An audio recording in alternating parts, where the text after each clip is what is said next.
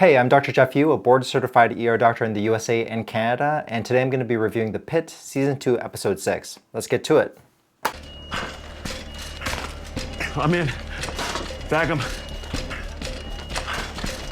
So, right off the bat, I just want to comment that this is a little bit unrealistic that Dr. Robbie, the attending doctor, is still performing CPR after all the other teammates have arrived to help with the resuscitation.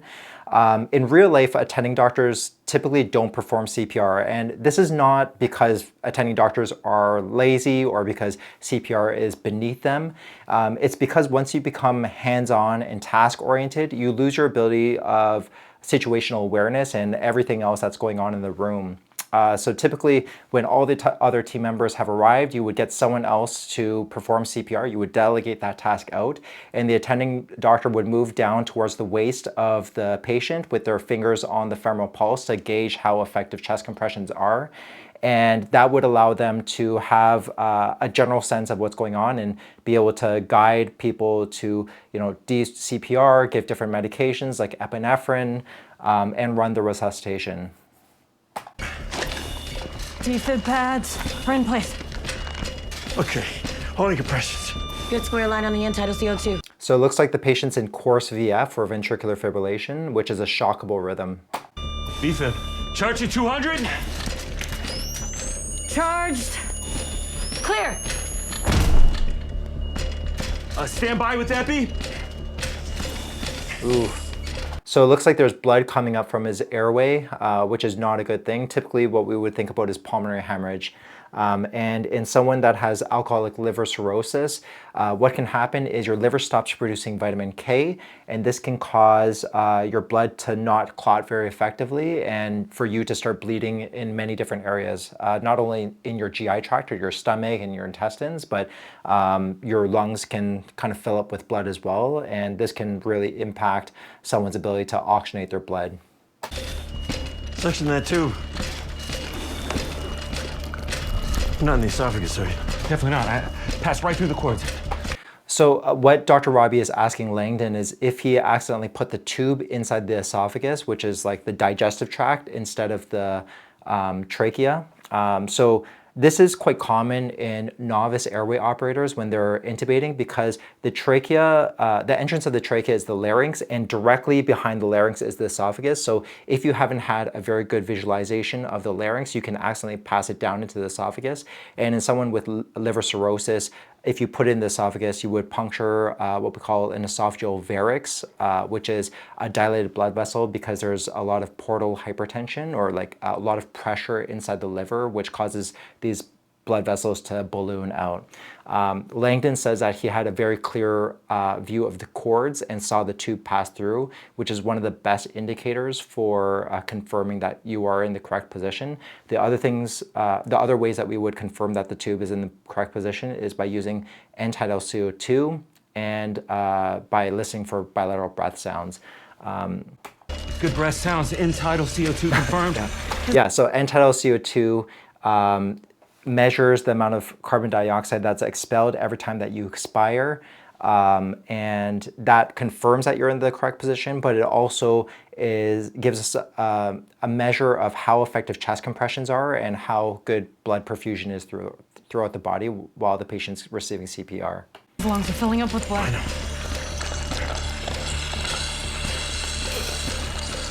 So what they're performing right now is what we call inline tracheal suctioning. They're passing a thin suction catheter down the endotracheal tube to suction out the blood.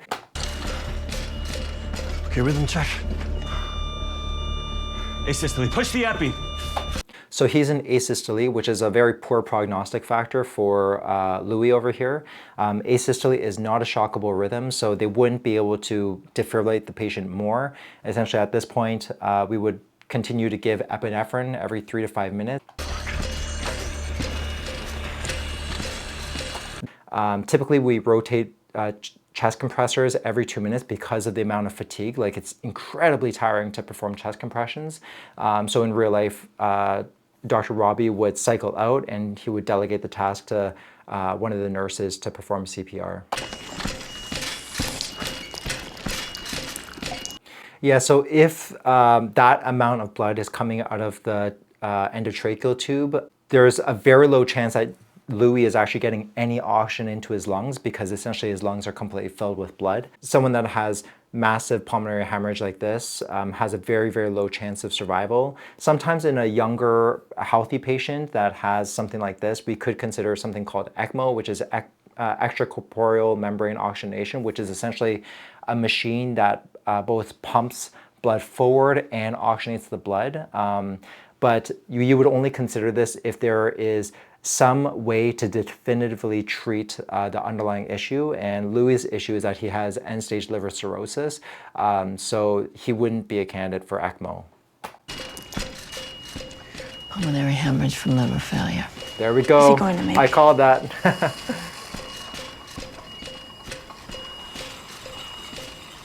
Should we give PCC? PCC is prothrombin complex concentrate, or also known as octaplex. We often give this for people with really bad clotting disorders. But again, someone who is this critically ill and is in cardiac arrest, the chances of survival are so low, and by the time that the PCC actually arrives and you administer it, the patient's going to be long gone and his brain is going to be fried. So I typically wouldn't consider this in a patient that's actively in cardiac arrest. Too late for that. Yeah, it's too late. And he's not an ECMO candidate. Oh Nothing else shit, we I can called do. that.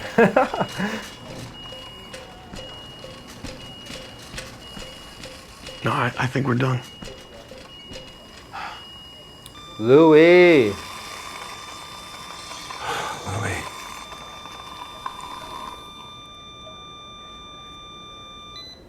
$12.07. That's too bad.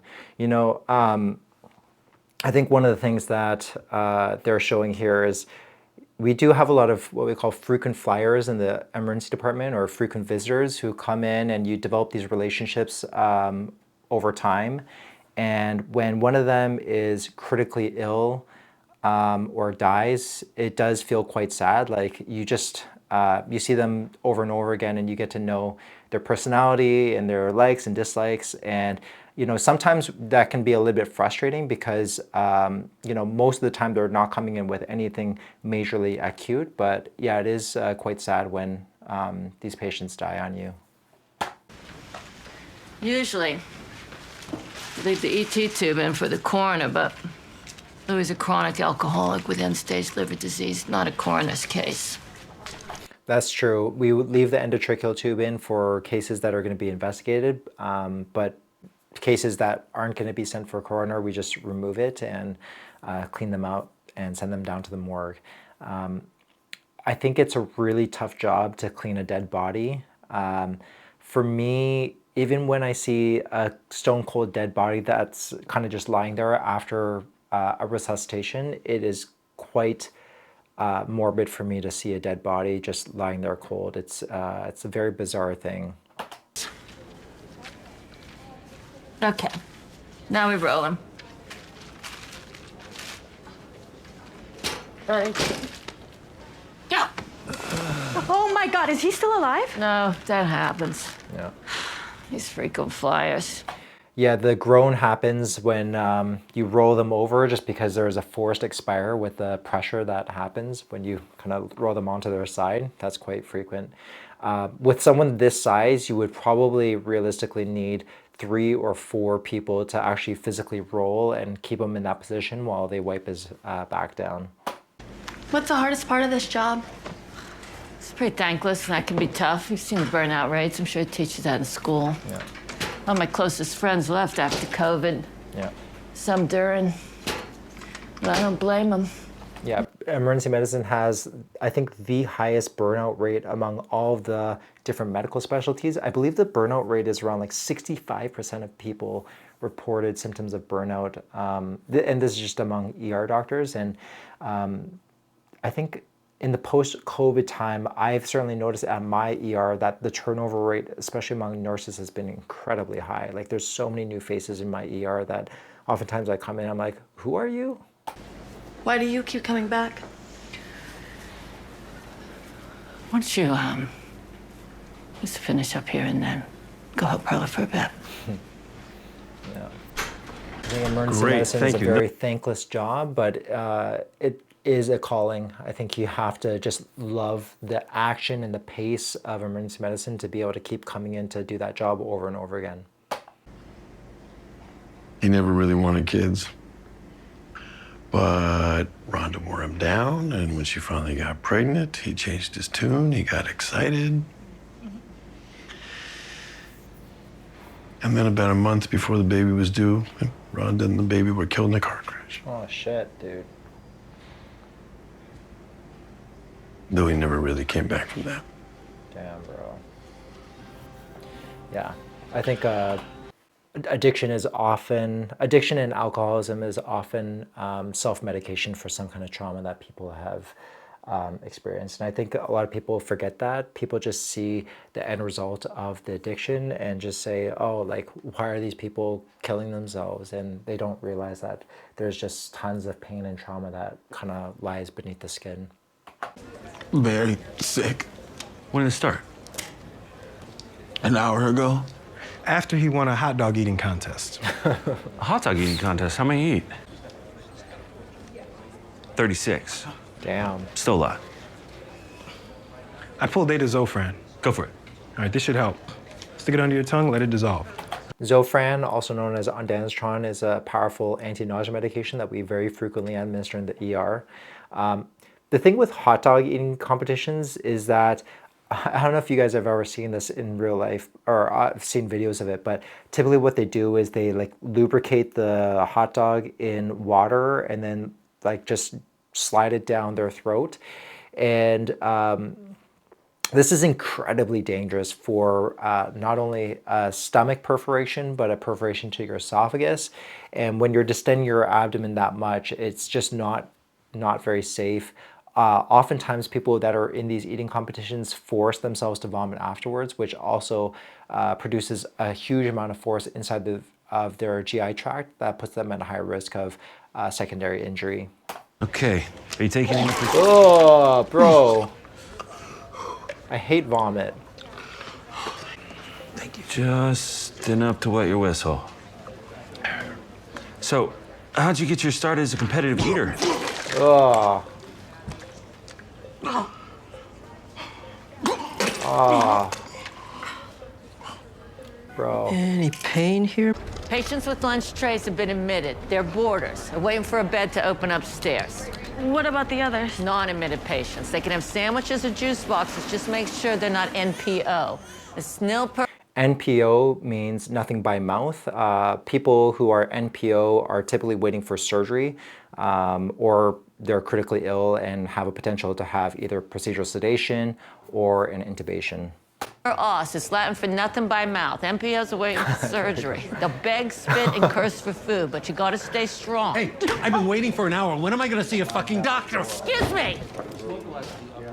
Perhaps you didn't see this, which is strange, because they're all over the place. Aggressive behavior toward healthcare workers is a felony. $2,000 fine, possible jail time. Got it? Okay. Hell yeah, that's great. Violence towards healthcare workers is so incredibly common, and I think patients just don't understand how difficult of a job it is, and people take out their frustrations on nurses, doctors, the support staff in the emergency department by either verbally abusing them or physically abusing them. And I think it's great that Nurse Dana is, laying down the law and telling him that he's gonna have criminal charges pressed against him. In Canada, I don't believe that physical violence towards healthcare workers is considered a felony, but I certainly believe that it should be. I think that there should be harsher punishment for people that physically assault healthcare workers. How many cups have you had today? Don't judge me. Just asking. You're judging. I don't think anyone in the ER would ever judge another staff member for how much coffee they drink. Like, I think personally I drink probably a pot and a half of coffee every single day. It's crazy. It's open. 13 and 14 will be discharged soon. 15 once we move Louis to the viewing room and get it cleaned up. Our paracentesis patient, Mr. Cloverfield? Defib arrest. We'll do a debrief when we know how many patients we're getting from Westbridge. So Gus goes to 13, 14, or 15. I kind of want to keep him in plain sight. What about BH2? Sold. Why not give him some privacy? Okay, so what they're doing right now is they're looking at the board and trying to determine where they can Tetris their patients around to make more room for the patients to come in. BH2, or usually refers to behavioral health, which in my hospital we call it QRs, or quiet rooms. It's usually where we put psychiatric patients who are at risk of harm to themselves or others. And you know, in the movies, typically they depict it as like a padded wall room, and in most hospitals in real life, I don't think that they actually have pads on the walls, but it's they have minimal things that people can use to harm themselves. Like it'll just be a bed that's actually anchored to the ground with a thin mattress, but there's no other blankets that they can like strangulate themselves with, no pillows, no other objects, and we put them there so that they can be safe while they're suffering from psychotic symptoms. In most hospitals, they wouldn't have the behavioral health units or the quiet rooms in the center of the emergency department. They'll have them a bit tucked away in the corners so that if the patient's screaming and yelling and banging on the walls, it's not disrupting the entire flow of the department. Louis. Actually, Whitaker, He croaked. What? 5 minutes ago, Robbie called it. Punyetang bagito. Friends upstairs sent donuts. Special thank you for working the holiday. You gotta be kidding me. What were we expecting? Tacos and tequila? Every single ER staff love it when patients and other staff members bring food into the ER, like donuts or chips.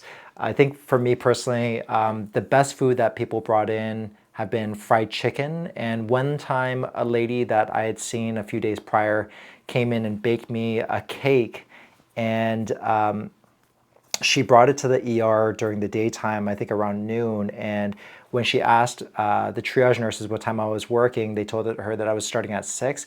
And she actually came back to the ER at 6 at the time of my start so that she could give it to me in person and thank me. So that was definitely one of the memorable times that someone brought in food. Didn't hear from anyone while I was gone. Sorry. That can be tough. They ever arrest that guy who punched you? Yeah. Wanted to know if I want to press charges, but didn't want to go through all that. Thought I was done. That's not quite common to have a first aid or a med kit just like that in a staff lounge, at least not in the hospitals that I've worked at. Really did, but got bored out, so only lasted a few weeks. You? 10 months is a long time to be alone with your thoughts. Abby stayed. Because she's a good woman. Because you deserve a second chance. I'm not sure everyone agrees with you. Give it time. Jada, why do I need to see a psychiatrist? Oh, it's gonna be okay, Jackson. Dr. Jefferson says he can help. Do you know how you got here? The medics brought me. I don't really remember. I was in the library. What were you doing there? So if he does have a primary psychiatric illness like schizophrenia or schizoaffective disorder, this wouldn't be very typical for him to have complete amnesia of the events that brought him into the hospital. That's more typical with kind of like a substance-induced psychosis or like drug-induced psychosis. But then they wouldn't stop talking. Who wouldn't stop talking? They don't want me to pass the bar. Okay, so he's having auditory hallucinations, and this is quite typical for someone with like something like schizoaffective or schizophrenia. And most oftentimes these people will complain of either one voice or multiple voices that are commenting and narrating the things that they're doing. Sometimes they'll say, you know, derogatory things about the person that makes them quite distressed. And sometimes when the auditory hallucinations get quite severe, they can actually start to command the person to do certain things like punch this random stranger on the street. And, you know, we see a lot of people who come into the ER with, you know, quite far advanced psychotic symptoms where they actually act out on these symptoms. And oftentimes that's when you have to pull the trigger to have a patient involuntarily admitted for treatment. You're right outside, Jackson. Why don't they want you to pass the bar, Jackson? They're afraid of me becoming a lawyer. Man, I gotta say, when I see young patients that come in with psychosis or mental illness, it's definitely one of the scariest things to me. I've seen a lot of people throughout my career that were incredibly high-functioning individuals with successful jobs and families who later in their late 30s or 40s develop schizophrenia or some kind of psychotic disorder, and their life completely gets derailed by that. So I think more than like getting hit by a car, actually developing some psychotic disorder has become one of my legitimate lifelong fears as an ER doctor. He's been by my side through all of this. I've watched the light go out of him.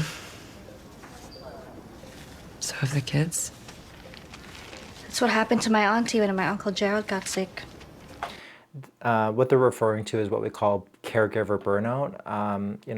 Getting ill is incredibly hard for the patient, but it's so hard for the family members and the significant other, because they have to pull all the weight in terms of like getting them to their appointments, doing basic things like helping them to toilet and do basic activities of daily living like showering, feeding them, making them meals, all of that, all of the chores and all of the typical things that we take for granted fall onto the significant other. So this is something quite common, and I've seen a lot of people who are the partners of people who are chronically ill, who come in with just burnout and depression, who have to start treatment with antidepressant medications.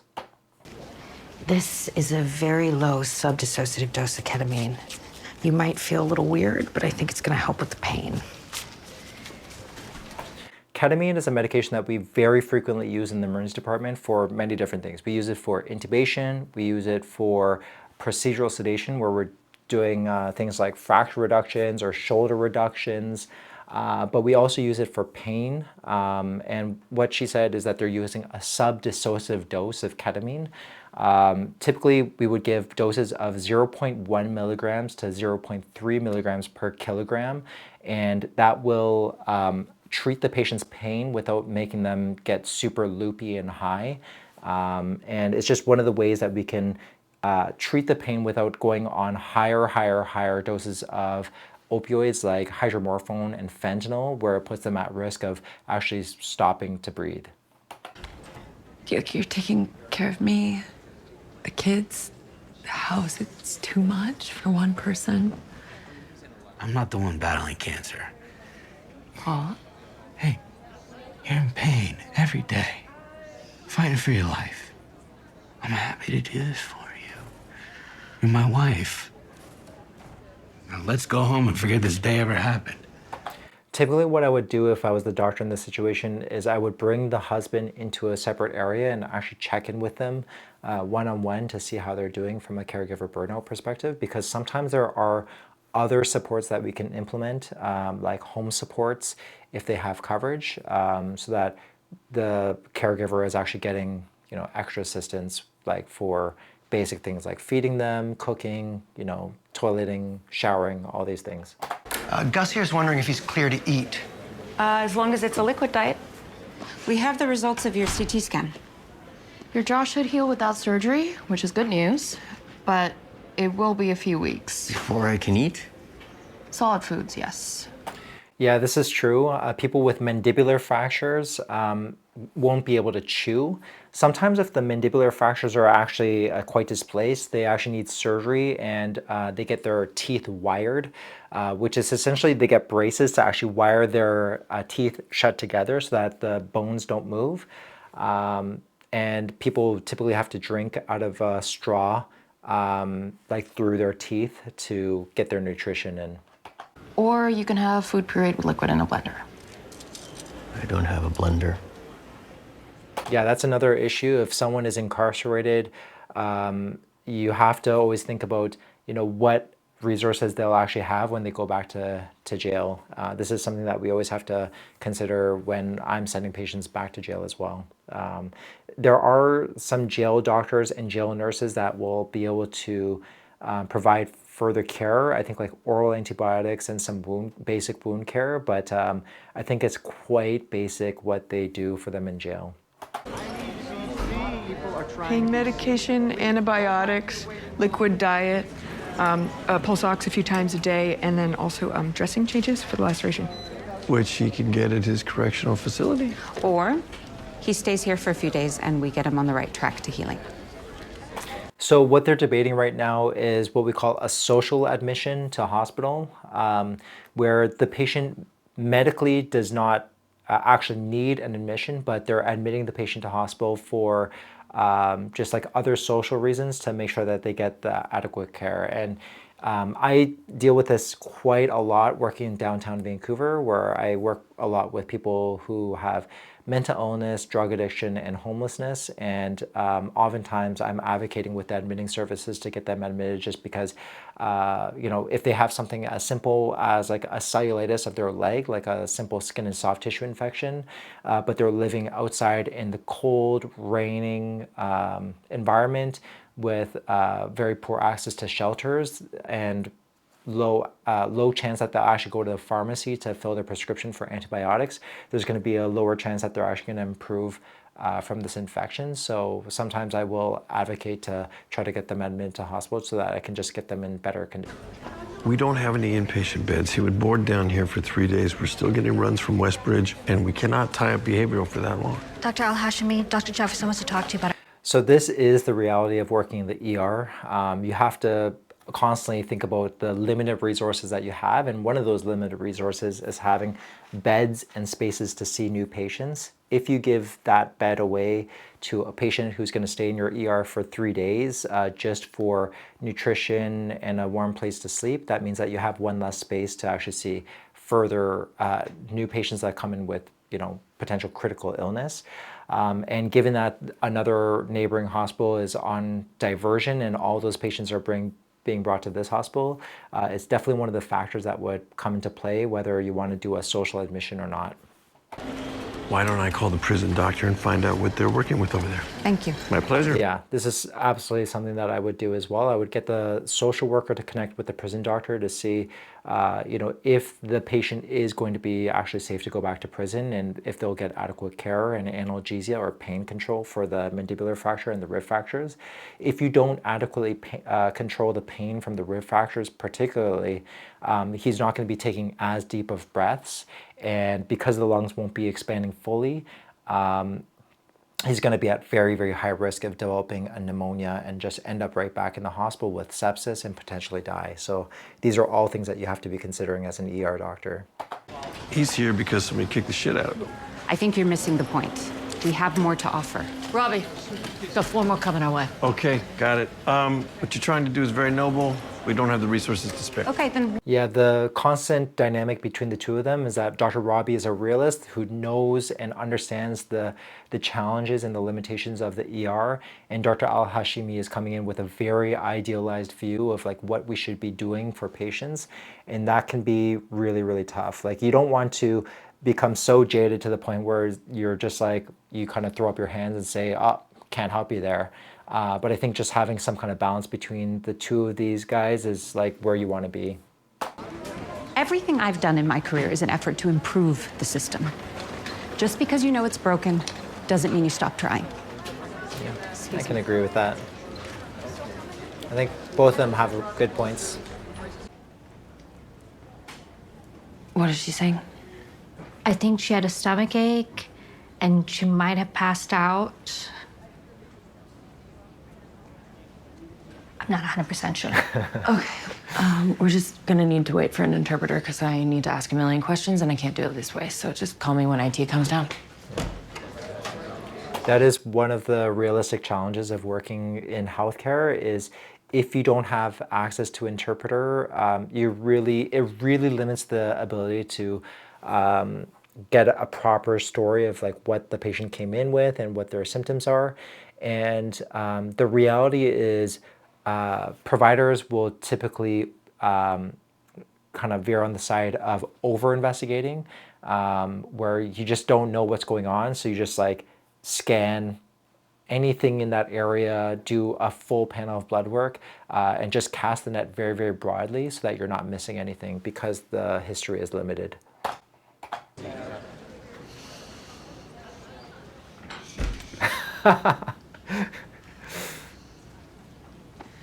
Yeah. Lung sliding bilaterally. Pupils equal and reactive. What do you ride? The bullet.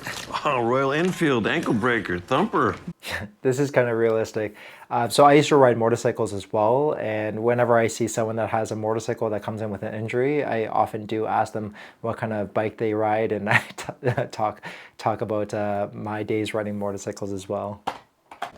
Airway, breathing, circulation are fine. Okay, that's ABC. That just leaves 2 letters. Tell her about D, Dr. Santos. So this is correct. What they're talking about is the primary survey in a trauma assessment.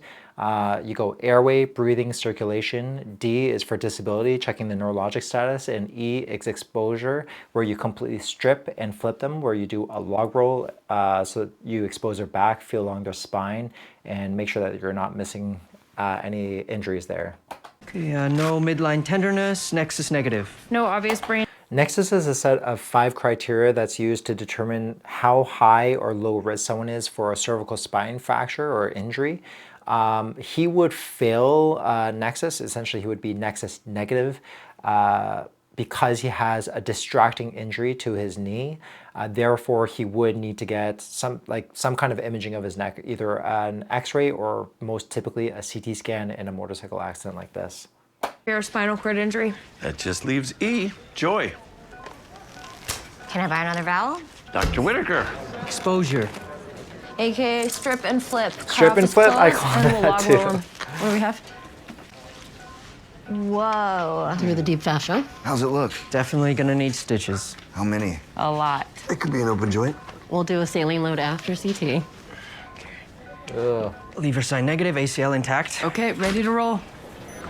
So a big laceration like that, we'd be really concerned that it penetrates the joint. That would put him at very high risk of something called septic arthritis, where bacteria and dirt kind of seed into that joint and become infected, and essentially the joint gets broken down by this infection. So sometimes if it has penetrated the joint, we'll take them up to surgery so that we can do a surgical washout, where essentially we clean up the wound and then just use sterile saline to wash out the entire joint and put them on heavy duty antibiotics. Hey, do you have an update on that neck patch patient? Last I heard, Miller was doing an above-the-knee amputation with ortho. Ooh, damn. So she lost her leg. She got an above-knee amputation. And if you watched my last video, that's exactly what happened in that patient that I saw in real life with necrotizing fasciitis. We had to amputate in the mid-thigh. Whitaker, what's next? Ortho assessment. Palpate all long bones, starting with the clavicle. Got it. We'll take the lower extremities. So the primary assessment rules out all the life-threatening injuries. The secondary assessment is a head-to-toe assessment where you do everything from looking inside of their ears, feeling all their bones, moving their joints to make sure that you're not missing any other injuries before you send them on their way, essentially. Distal radius tender, no deformities, needs an x-ray. No bony Distal radius is the wrist. So it's one of the most commonly broken areas that we see in the ER because people fall on an outstretched hand like this and they break their wrist like that. So typically we would send him for an x-ray and pull on the rest to straighten it out if he has a fracture. Any concern about that knee leg? If it's an open joint, he'll need a washout in the OR. We could try a fluorescein injection. Okay, we'll need a wood slam. 1% lighter with epi, sterile saline, sterile basin, sterile fluorostrip, 18 and 27 gauge needles, 5 and 60 cc syringes. So fluorescein dye is an orange dye that we most commonly use to detect kind of deformities or abrasions to your cornea. And we pair that with a blue light to detect if there's any abnormalities to the cornea.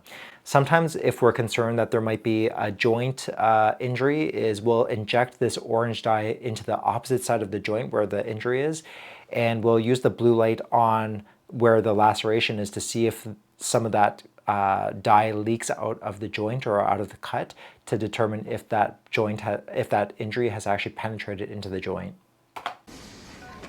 That looks good. Laceration did not enter into the joint space. Surgery not needed. Hanging a gram of Ansef. Wait, he has a penicillin allergy. No, Penfast was negative, we're okay.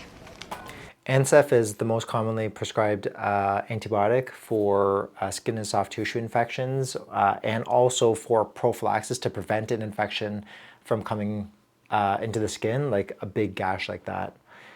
Most people who think they have a penicillin allergy actually don't. That's true. That's true. People very commonly believe that they have a penicillin allergy because they had penicillin as a baby or as a child. And you know, even if it was a true allergy, a lot of people actually outgrow these allergies. And with some of the newer generation cephalosporins, which is a family of antibiotics, the cross-reactivity between penicillin and this family of medications is around 1%. So it's actually quite safe, but what we'll often do is we'll give them a test dose in the ER. We'll observe them for about 10 to 15 minutes and after they've received the medication, and if they don't react to it, then essentially we tell them, okay, you're safe to receive this class of medications. Listen to the nurses. They run the ER. We just try and stay out of their way. You want to use sub-Q to bring the edges together. A lot of meat to close. Well, what would happen if we just did a simple wound closure?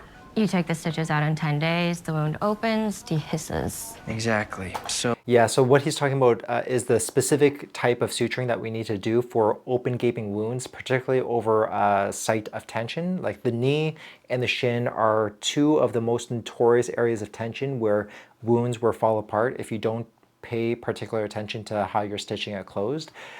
So Whitaker is saying that you have to do a deep suture to actually bring the flesh together before actually closing the skin.